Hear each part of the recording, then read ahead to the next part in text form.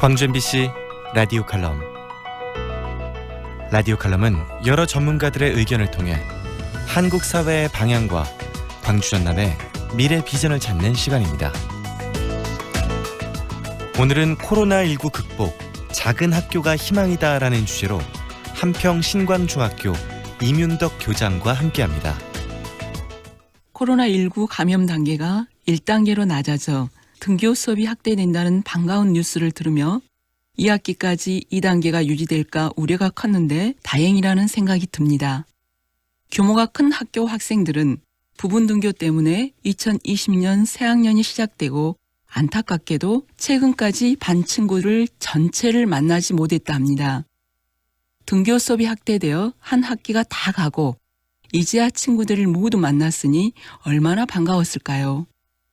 대부분의 아이들은 학교에 가지 못하는 동안 혼자 지내며 스마트폰을 보는 것이 일상인데 온라인 수업을 통한 학습 외에 올바른 시간 활용을 할 수 있도록 가르쳐주지 못한 것은 우리 어른들의 책임이 크다고 생각합니다.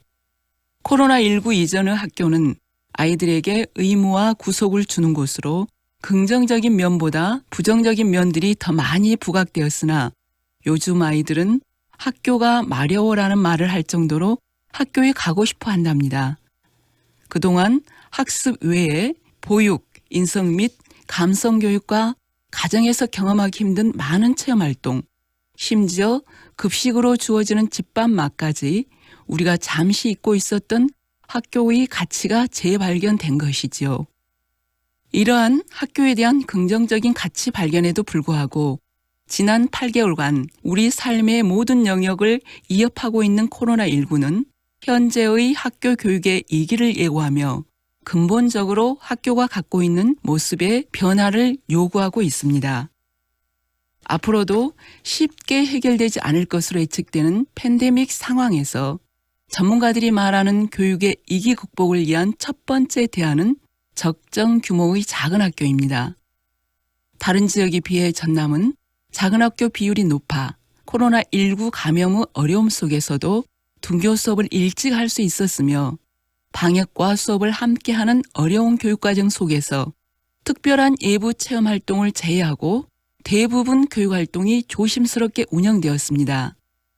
작은 학교가 많은 전남의 장점이 빛을 발휘한 것입니다. 위기 극복을 위한 다른 측면의 방안은 지역사회와 함께하는 학습 공동체 구성입니다. 교육과 보육에 대한 책임과 의무를 학교에만 부여하지 말고 지역사회가 학교와 함께 학습 생태계를 적극적으로 조성하여 아이들의 성장을 위해 다 함께 힘을 합해야 되지 않을까요?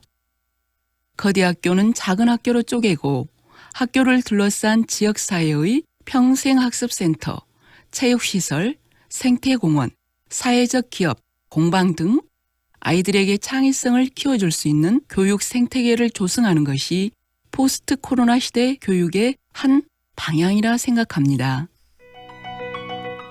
이윤덕 교장은 영암 신북중학교 교장, 구례교육지원청 교육장을 역임했고 마을과 함께 아이들의 행복한 성장을 지원하는 학교 교육의 가치를 추구하고 있습니다.